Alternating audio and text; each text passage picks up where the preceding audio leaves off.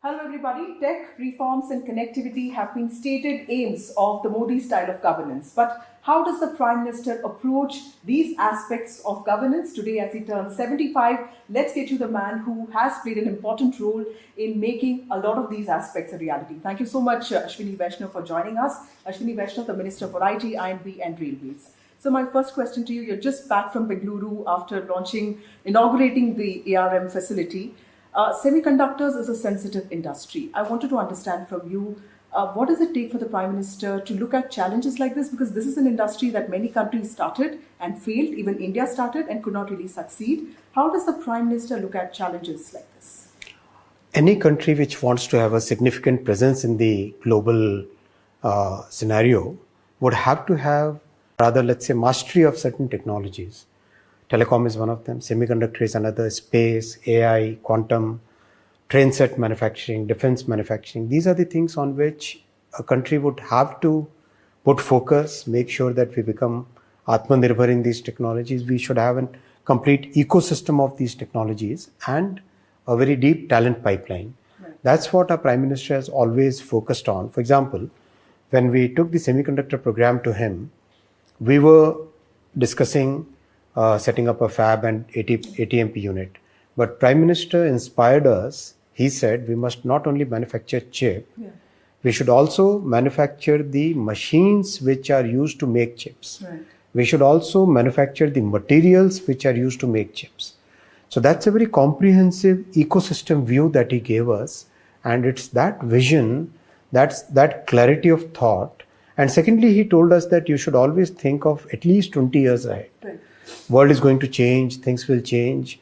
And when we are looking at a developed nation status by 2047, Viksit Bharat we want to make, we must set the foundation right, strong, and in the correct direction so that we are able to continue to build upon that. Right. Mr. Vaishnaw, you've been very passionate about manufacturing, the smartphone manufacturing, or for that matter, your PLI schemes. With the GST reforms kicking in the next 5 days, is this going to be a game changer, specifically in the manufacturing sector? Yes, it will make a very big difference. GST reforms will bring two major impacts. One, in the lives of common citizens, the cost of living will substantially reduce. Things will become less costlier, things will become cheaper, significantly cheaper. So many different things that we use in our day-to-day life, whether it is food items, clothing items, the electronics that we use in homes, everything is going to get cheaper. The second big thing which will happen is, we are today a 330 lakh crore economy. Our consumption is about 200, to be precise, 202 lakh crore. 98 lakh crore is investment. Now this 200 lakh crore consumption will significantly grow. Imagine, even if it grows by 10%, that means adding 20 lakh crore rupees to your economy. Right. That much more production will have to be done, that much more investment will be required. That is the virtuous cycle which will start and lift up the economy in a big way and also create employment in the process. Right. Mr. Vaishnaw, also talking about the other portfolio that you hold, railways. We recently saw Mizoram also being added to the rail network. Railways is a very politically loaded portfolio. It's been handled by leaders like Lalu Prasad Yadav, Mamata Banerjee in the past. I want you to tell us how different is the Prime Minister's handling of railways and how does he balance, say, a Vande Bharat with an Amrit Bharat, the accessibility, affordability, safety, and more importantly, the high-speed rail network. How does he balance these aspects? So our Prime Minister has always given us a very clear mandate that whatever you do, keep the common citizen, the common family at the forefront of your thought process. Right. So, for example, when we say we will construct new railway lines, new tracks, now the result should be that we should have more trains running so that the common citizen has better access to technology. When we say we have to bring new technology, that means the common citizen must have a better riding experience, better travel experience. New technology should also mean the common citizen should have more feeling of safety and a better safety track record because of the technology. So keeping that in mind is the fundamental mantra that the Prime Minister gave us, and that is part of each and everything that we think and do, so that that way of thinking has helped us in making sure that the change that we make is felt by the common citizens. Right. Mr. Vaishnaw, what's your answer to critics who say that India is just, the tech space is just confined to not being inventors but just service providers? India will not be able to come up with ChatGPT or a DeepSeek, that Indian startups don't get to scale up, and the fact that we are not invested enough in research specifically when it comes to generative AI. What is the answer you'd like to give? So we must look at the track record of the 11 years. Tell me, how many countries are there which can say that they developed a complete 4G, 5G telecom stack, complete stack? There were only 5 companies in 4 countries, 2 in China, 1 in South Korea, and 2 in Europe. Right. They were the only ones who could develop a complete 4G, 5G telecom stack. India is the country which has joined that very, very exclusive club. Tell me, how many countries can say that within a short time frame, we have 10 units of semiconductors under construction and one of them has started pilot production? We have achieved that. Today we have 3 startups which have complete IP in their own companies residing. They got VC funding.